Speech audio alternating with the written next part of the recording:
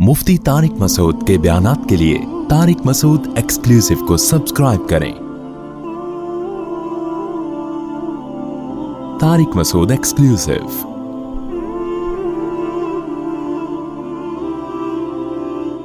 अल्लाह फरमाते हैं इक़्तरब लिन्नासि हिसाबुहुम, लोगों का हिसाब करीब आता जा रहा है। इक़्तरब का माना आ गया है या आता जा रहा है, दोनों माना में। तो जो चीज़ भी आने वाली होती है वो रोज़ बरोज़ करीब ही हो रही होती है, यानी क़यामत का दिन करीब आता जा रहा है। वहुम फ़ी गफ़लतिन, लेकिन लोग गफ़लत में हैं। मुअरिज़ून, एराज़ कर रहे हैं, यानी अल्लाह की आयत को इग्नोर कर रहे हैं, उसकी तरफ तवज्जो नहीं दे रहे। ये अल्लाह ताला इंसानों से शिकायत कर रहे हैं। मा यातीहिम मिन ज़िक्रिम मिन रब्बिहिम मुहदसिन, जब भी इनके पास इनके रब की तरफ से कोई नया नसीहत नामा आता है, क्योंकि कुरान की आयतें उस वक्त नाजिल हो रही थी तो हर आयत का ही इनकार करते थे। अल्लाह कहते हैं जब भी कोई नई नसीहत आती है उस पर भपतियाँ कसते हैं। और ये आयत आज भी है कि कुरान तो पूरा नाजिल हो चुका, लेकिन कुरान बयान करने वालों की तरफ से जब भी लोगों के पास कोई नई नसीहत आती है तो जो मज़हब मुखालिफ लोग हैं, जो हशर उन्होंने पिछली आयतों का किया होता है उसके बाद वाली आयतों का भी वही हशर करते हैं। उनके सामने इस्लाम के जितने हकाम बयान कर दिए जाएं उनकी सेहत पे कोई असर नहीं पड़ता। तो अल्लाह ताला फरमाते हैं जब भी लोगों के सामने अल्लाह की नसीहत की जाए, कोई नई नसीहत, तो इल्लस्तमऊहु वहुम यलअबून, लोग उसको सुनते हैं और लेकिन यलअबून, खेल कूद में लगे होते हैं, उसको तवज्जो नहीं देते उसकी तरफ। तो बस एक जनरल नॉलेज के लिए सुन लिया और उसको सीरियस ही नहीं लेते। तो आज भी देख लें ये हो रहा है, कितने लोग इल्म हासिल करते हैं, अमल की नीयत ही नहीं होती उनकी। जनरल नॉलेज के लिए आप देख लें यूनिवर्सिटियों में इस्लाम भी पढ़ाया जाता है, गैर मुस्लिम भी पढ़ रहे हैं बहुत सारे, तफसीर पढ़ते हैं बहुत से गैर मुस्लिम, हदीस पढ़ते हैं बहुत से गैर मुस्लिम, और बहुत से मुसलमान भी पढ़ते हैं। उनकी अमल की नीयत ही नहीं होती, एक नॉलेज के लिए पढ़ रहे होते हैं। तो अल्लाह ताला ये शिकायत कर रहे हैं इंसान से कि ये यलअबून का हम सादा आसान तर्जमा करेंगे, उसको सीरियस नहीं लेते। लाहियतन कुलूबुहुम, दिल भी इनके गाफिल होते हैं। व असर्रुन नजवल्लज़ीना ज़लमू, और जो जालिम लोग हैं ना वो सरगोशियों को छुपाते हैं और छुप के कानों कान आपस में बात क्या कर रहे होते हैं, हल हादा इल्ला बशरुम मिस्लुकुम, कि ये मोहम्मद सल्लल्लाहु अलैहि वसल्लम तो सिवाय तुम्हारे जैसे इंसान होने के कुछ भी नहीं है। देखें ये उस जमाने की भी काफिर की आवाज थी, दिल की, और आज भी यही आवाज है। आज भी ये साइंटिस्ट लोग और एजुकेटेड लोग और लिबरल लोग मोहम्मद सल्लल्लाहु अलैहि वसल्लम को वो वैल्यू देने के लिए तैयार नहीं है जो आपकी बनती है। वो कहते हैं बहुत ज्यादा जो नेक लोग होंगे ना इनमें, वो कहते हैं ठीक है, एक अच्छे मोटिवेशनल, माज़अल्लाह एक मोटिवेशनल स्पीकर थे मोहम्मद सल्लल्लाहु अलैहि वसल्लम, और उन्होंने अपनी कौम को एक गुमराही से निकालने की कोशिश की है। लेकिन ये कि ये तो नहीं कि उनकी हर बात पत्थर पे लकीर बन गई, और थे तो हमारी तरह के इंसान, वो एक अरब में पैदा हुए, कुरैशी थे, हाशमी थे, एक अच्छे इंसान थे, तो बस एक उनका दावा था। तो अब हर चीज़ को अब हम तो अपने ज़माने के हिसाब से चलेंगे। तो जो बहुत ज़्यादा इस ज़माने में जो लिबरल लोग हैं ना, जो बहुत ज़्यादा ब्रॉड माइंडेड हैं, जो इस्लाम को बुरा नहीं कहते, वो ज़्यादा से ज़्यादा नबी की बात की ये तावील कर लेते हैं कि एक अच्छे इंसान थे। तो ऐसा नहीं है। कुरान कह रहा है आप जो कुछ कह रहे हैं वो आप नहीं कह रहे, वो खुदा कह रहा है। तो वो पत्थर पे लकीर है, वो जो आप सल्लल्लाहु अलैहि वसल्लम की ज़बान से निकली हुई बात है। जो अहकाम आप दे रहे हैं शरीयत से मुताल्लिक, हाँ, जो मेडिकल साइंस से मुताल्लिक बातें हैं या और दीगर बातें, उसमें तो आपकी हैसियत एक बशर की है, तो हदीस से साबित है। लेकिन जो आप इस्लाम की बात जो आप कर रहे हैं वो तो इन हुआ इल्ला वहयुन यूहा, सूरह नजम में है कि उनकी ज़बान से जो लफ्ज़ निकल रहा है वो वही है जो अल्लाह ने नाजिल की है। वही की दो किस्में होती हैं, एक तिलावत की जाने वाली जिसके अल्फाज भी अल्लाह के होते हैं, और एक जिसका मजमून अल्फाज नबी के होते हैं, मजमून अल्लाह की तरफ से होता है, तो वो भी बात अल्लाह ही की होती है। तो वहाँ मुशरिकीन की जो दिल की आवाज़ थी, आज के जो गैर मुस्लिम है वो भी यही बात करते हैं, और हमारे जो नाम नहाद लिबरल तबका है मुसलमानों का वो भी यही बात करता है कि हल हादा इल्ला बशरुम मिस्लुकुम, ये तो तुम्हारी तरह के इंसान। अब चूंकि मुशरिकीन का तो बहुत ज़्यादा दुश्मनी थी तो वो इससे भी आगे बढ़ते थे, सिर्फ बशरियत पे इक्तिफा नहीं करते थे, क्योंकि उनकी तो मफाद पे जद पड़ रही थी ना। तो लिहाजा वो उससे आगे बढ़ के क्या कहते हैं, अफ़तातून अस्सिहरा, कि तुम जादू को फॉलो करते हो। मोहम्मद सल्लल्लाहु अलैहि वसल्लम तो जादूगर हैं, क्योंकि नबी जब कलाम पेश करते थे ना कुरान का, तो अरब तो बलागत वाले कलाम को समझते थे, तो वो, और कुरान ने कहा कि इस जैसा कलाम बना के लाओ, तो वो आजिज़ आ गए। اور پھر اس کلام کا اثر بہت زیادہ ہوتا تھا ان کے اوپر، تو انہوں نے اس کو جادو سے تعبیر کرنا شروع کر دیا کہ یہ جو ہم پہ اثر ہو رہا ہے نا اس کا بہت زیادہ، تو اصل میں یہ معاذ اللہ کوئی منتر ہیں، جیسے جادوگر جب منتر پڑتا ہے اور یہ روحانی عامل جو ہے وہ مسمرزم کرتے ہیں تو آپ کے دماغ کو کیپچر کرتے ہیں، تو یہ کچھ الفاظ پڑھ رہے ہوتے ہیں اور آپ مسحور ہو جاتے ہیں، تو انہوں نے کہا یہ بھی اسی طرح ہے، آفتاتون السحر، تو تم کیا جادو کو فالو کرو گے، وانتم تبصرون، جبکہ تم بصیرت رکھتے ہو، دیکھ رہے ہو اپنی آنکھوں سے کہ یہ ہماری طرح کے انسان ہیں، تو کوئی نئی چیز یہ نہیں لا سکتے، ہماری عقل ان کی عقل برابر ہے، تو ہم کیوں ان کو فالو کریں؟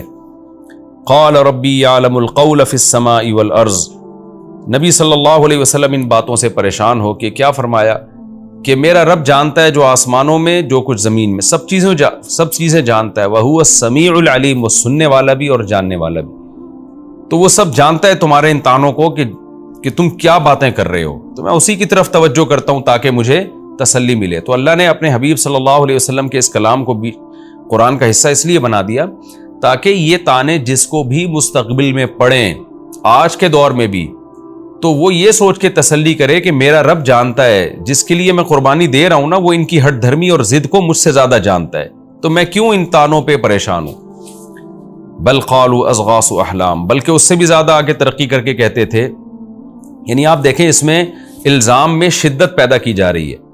پہلا الزام یہ لگایا کہ یہ تو ہماری طرح کے انسان ہیں، تو جب ہماری طرح کے انسان ہیں تو کتنی اچھی بات کریں، بے شک وہ جادو نہ بھی ہو، بے شک وہ جھوٹ نہ بھی ہو، بے شک وہ قصے کہانیاں نہ بھی ہوں، تو اس کی حیثیت ایک یہی ہوگی کہ ایک بشر جو ہے وہ کچھ اچھی اچھی باتیں سیکھ گیا ہے معاذ اللہ اور اچھی اچھی باتیں کر رہا ہے، تو بس اس سے زیادہ اس کی حیثیت نہیں ہے، کیونکہ اگر یہ خدا کے پیغمبر ہوتے اور ان کا کلام پتھر پہ لکیر ہوتا تو یہ ہمارے جیسے انسان کیوں ہوتے کہ کھا رہے ہیں پی رہے ہیں، وہ کوئی خلائی مخلوق ہوتے نا، یہ خدا کو کیا ضرورت ہے کہ کسی انسان کو اپنا نمائندہ بنا دے۔ پھر اس سے الزام میں ترقی کر کے انہوں نے کہا کہ نہیں، یہ عام انسان تو ہیں مگر اس کے ساتھ یہ جادوگر بھی ہیں، تو کیونکہ ان کے کلام کا ہم پہ اثر بہت ہوتا ہے، تو یہ اللہ کا کلام نہیں ہے بلکہ یہ جادو ہے جس کی وجہ سے یہ ہم پر بہت زیادہ اثر ڈال رہے ہیں۔ پھر اس میں مزید شدت پیدا کی کہ نہیں، جادو میں بھی کچھ محنت ہوتی ہے، اور جادو جو ہے نا وہ اس کا بھی کوئی نہ کوئی فن ہوتا ہے، یہ تو وہ بھی نہیں ہے، یہ تو اضغاث احلام ہے۔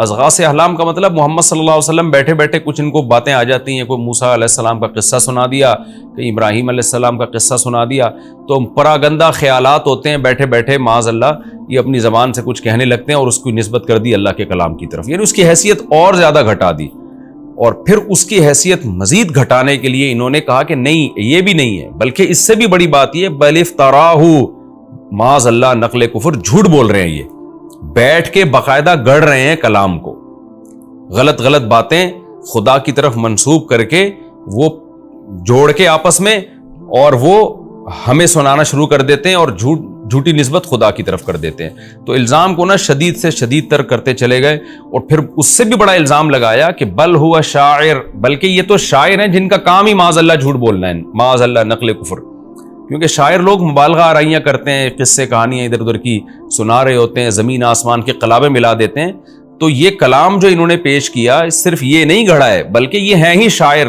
کیا مطلب ان کا تو کام ہی یہی ہے، ان کی کسی بات پہ بھی اعتماد نہ کرو۔ تو یعنی الزام جو ہے نا، الزام کو اس میں شدت پیدا کرتے کرتے آخر تک لے کر جانے کی کوشش کی انہوں نے۔ پھر اپنی دلیل کے طور پر کہنے لگے کہ اگر ہم غلط ہیں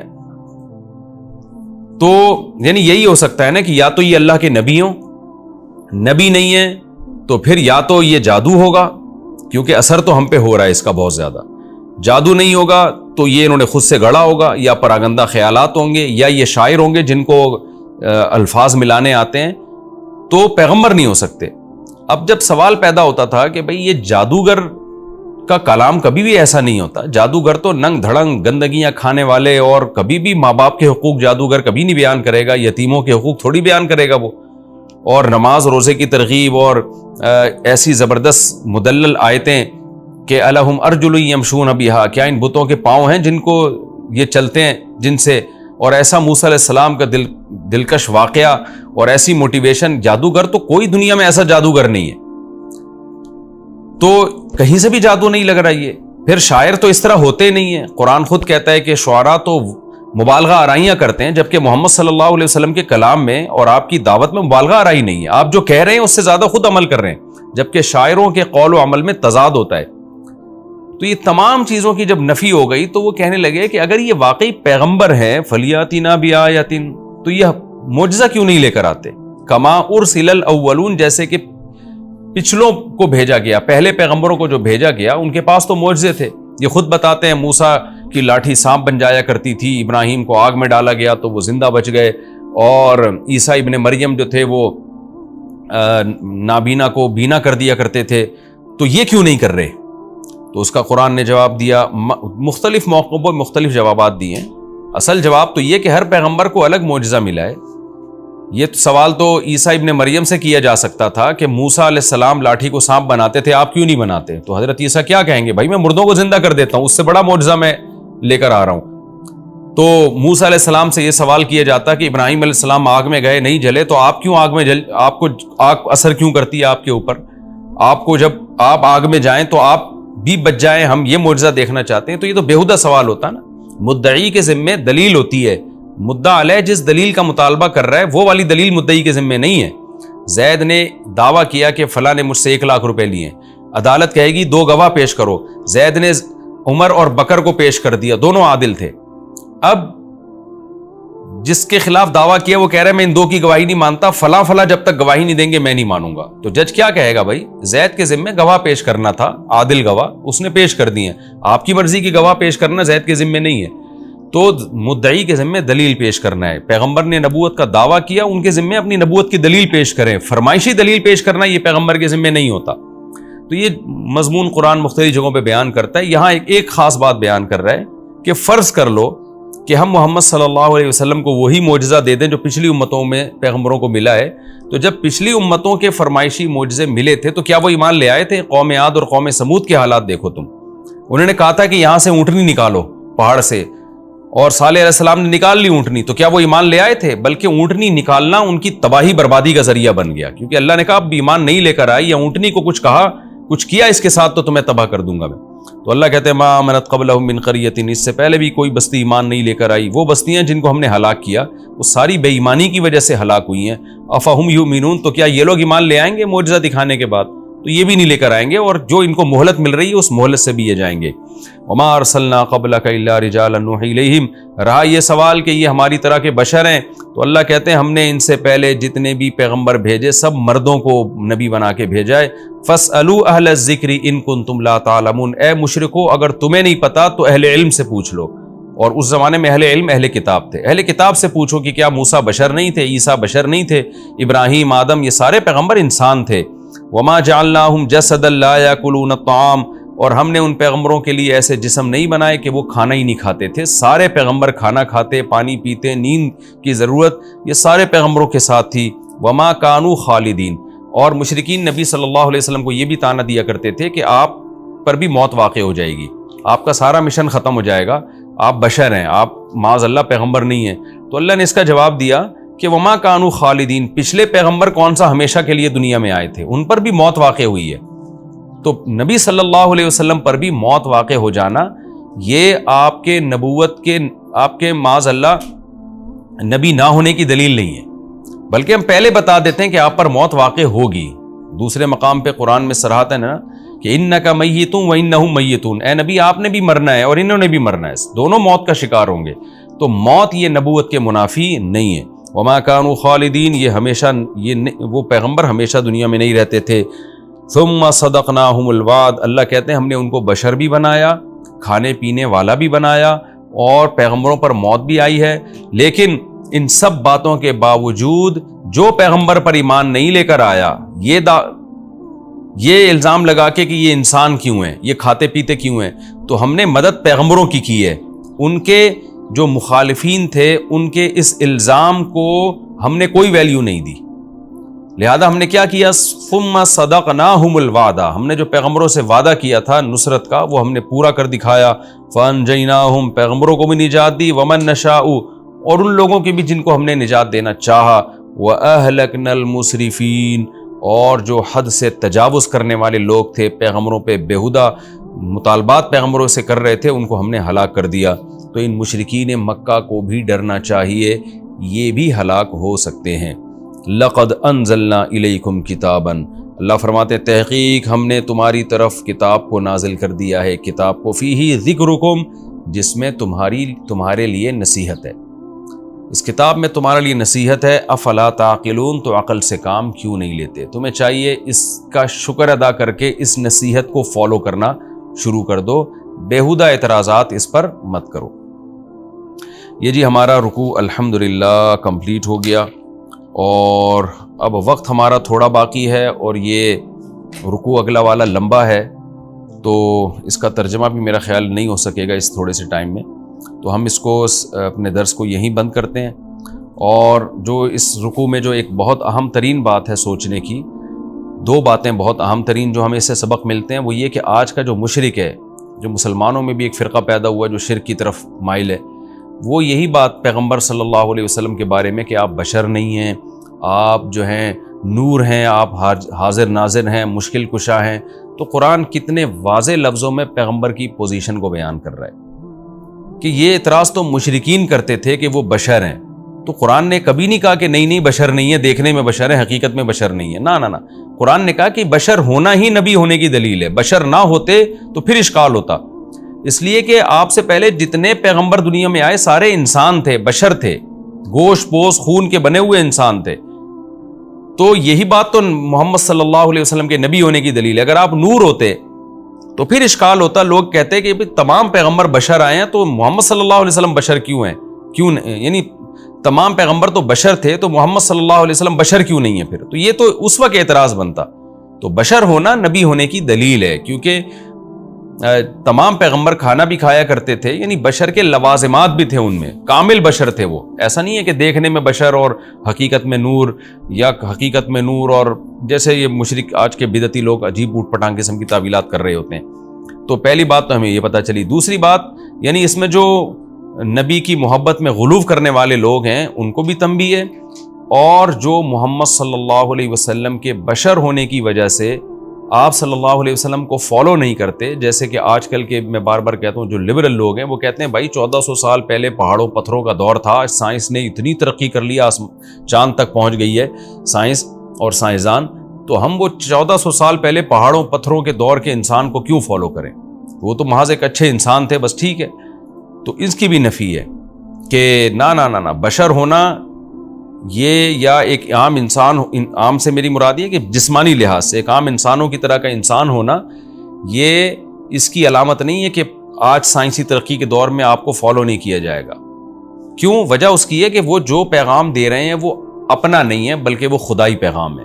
تو سائنسی ترقی کہاں تک پہنچ جائے، آپ خدا سے آگے نہیں نکل سکتے جس خدا نے اس کائنات کو بنایا ہے۔ تو دونوں کے لیے اس میں پیغام ہے، اور اسلام کی حقانیت کو ماننا اور اس پہ چلنے کی اہمیت ہے اس میں۔